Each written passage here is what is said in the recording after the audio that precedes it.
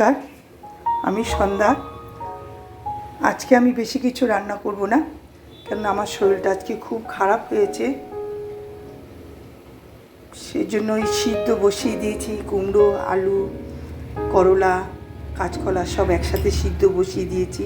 আমার হাজব্যান্ডের আবার নেমন্তন্ন আছে, সেই নেমন্তন্ন খেতে যাবে আমি, আমার শাশুড়ি মা। তাই খুব একটা ঝামেলাও নেই, শরীর খারাপ হলেও কিছু তো খেতে হবে, তাই রান্নার একটু জোগাড় করে নেব। আমার সিদ্ধটা হয়ে গেছে, আমি ঢেকে দিলাম, গ্যাসটা অফ করে দিলাম। এবার কড়াই বসিয়ে দিয়েছি, কড়াইতে আমি তেল দিয়ে দিলাম। মার জন্য লাউ ঘন্টটা করে নেব।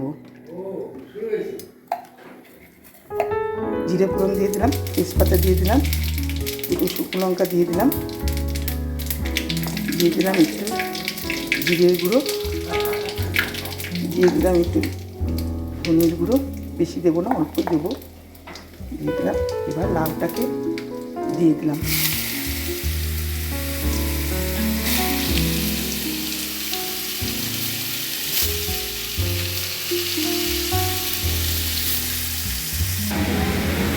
এবার একটু হলুদ দিয়ে দিলাম, নুন দিয়ে দিলাম, পরিমাণ মতো নুনটা দিয়ে দিলাম। এবার খুন্তি দিয়ে নাড়াচাড়া করে নিই। মশলার সাথে ভালো করে লাউটা মিশিয়ে নিয়েছি, লাউটা একটু মজে এসেছে। এবার আমি টমেটো দিয়ে দিলাম।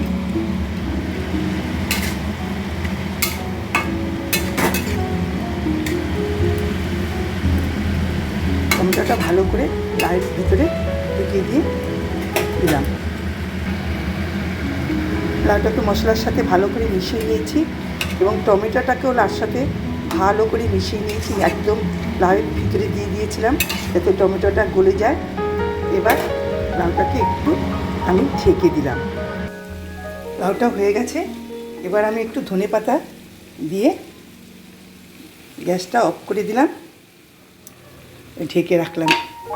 মার জন্য নিরামিষটা নামিয়ে রেখে আমি এই যে মাছের মাথা নিয়েছি, মাথাটাকে ভালো করে ভেজে আমি করব।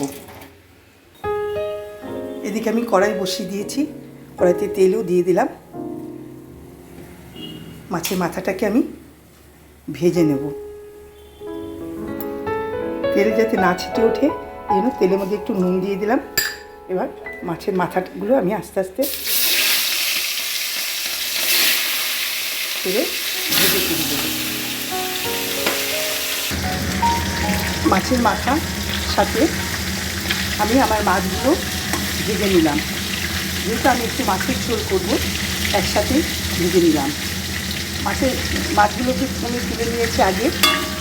এবার মাছের মাথাটাও আমার ভাজা হয়ে গেছে। এর মধ্যে আমি একটু আদা জিরে বাটা দেবো, যেহেতু আমি লাউ ঘন্টের মধ্যে কোনো আদা ব্যবহার করিনি। এইভাবে আদা বাটাটা আমি মাছের মাথার সাথে ভালো করে মিশিয়ে নেব।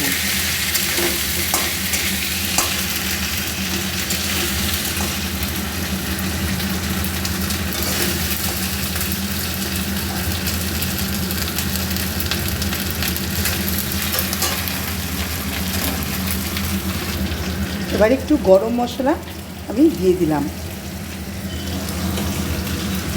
গরম মশলাটা একটু নেড়ে ছেড়ে নিলাম। এরপরে আমি লাউ ঘন্টটা এর সাথে মিশিয়ে নেব। হয়ে গেল আমার লাউ ঘন্ট মাছের মাথা দিয়ে। আবার একসাথে আমার নিরামিষটাও হয়ে গেছে, মার জন্য আমি তুলে রেখে দিয়েছি।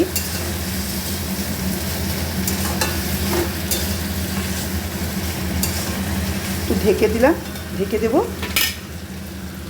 আমার লাউ ঘন্ট মাছের মাথা দিয়ে কমপ্লিট হয়ে গেল। মাছ আর আলুটা আমি ভেজে তুলে রেখেছি আগে। এবার আমি কড়াইতে যে তেল আছে সেই তেলের মধ্যে জিরে আর তেজপাতা ফোড়ন দিয়ে দেবো। দিয়ে দিলাম আদা বাটা, আদা আর কাঁচা লঙ্কা বাটা, জিরের গুঁড়ো, ধনের গুঁড়ো আর হলুদ একসাথে আমি জলে গুলে রেখেছিলাম, সেটা দিয়ে দিলাম। আমি টমেটোটা এবার দিয়ে দেবো আমি পরিমাণ মতো নুন।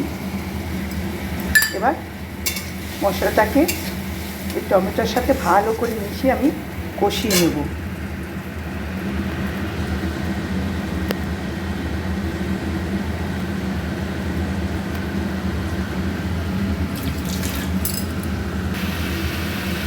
দিয়ে দিলাম 3টে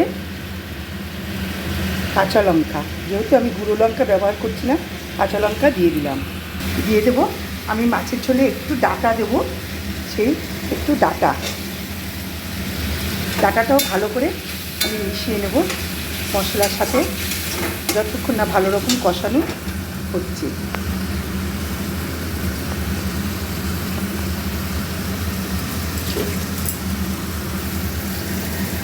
কষানো হয়ে গেছে, তেল ছেড়ে দিয়েছে, তেলটা ছেড়ে দিয়েছে সুন্দরভাবে। এবার আমি ভালো করে ভাজা আলুটা দিয়ে দিলাম, নাড়াচাড়া করে, যেহেতু ভাজাটি আলুটা সিদ্ধ হয়ে গেছে, একটু নেড়ে ছেড়ে আমি আমার পরিমাণ মতো ঝোলের জন্য জল দিয়ে দেবো। জলটা ফুটে উঠলে এবার আমি আবার মাছটা ছেড়ে দেবো। ঝোলটা টকবক করে ফুটছে, এবার আমি মাছটা দিয়ে দিলাম। দেখে আমি ঝোলের মধ্যে মাছটা ডুবিয়ে দিলাম। যেহেতু মাছ মধ্যে আমি একটু সামান্য নামানোর সময় ধনেপাতা দেবো। ফুটে উঠছে, এবার আমি ধনেপাতা দিয়ে দিলাম। ধনেপাতা দিয়ে 2 মিনিট আমি আরও ফুটিয়ে নেব। 2 মিনিট হয়ে গেছে, এবার আমি ঢাকনাটা খুলে নিলাম। হয়ে গেছে, এবার আমি একটি পাত্রে ঢেলে নেব।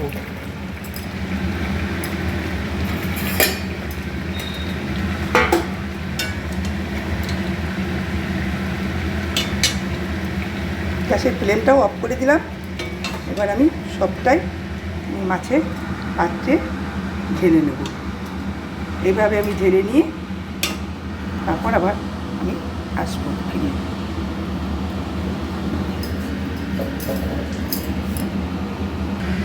আমি একটু পাত্রে ঢেলে নিয়েছি। হয়ে গেছে আমার লাউ ঘন্ট মাছের মাথা দিয়ে আর মাছের ঝোল। আজকে যেহেতু আমার হাজব্যান্ডের নেমন্তন্ন, আমার শাশুড়ি মা আর আমি, সেই জন্য আমার মা নিরামিষ খান, তার জন্য আগে লাউটা নিরামিষ করে রেখে তারপর মাছের মাথা দিয়ে করেছি, এটা আমি আগেই বলেছি। আজকে এই পর্যন্ত বন্ধুরা আমার রেসিপিটা।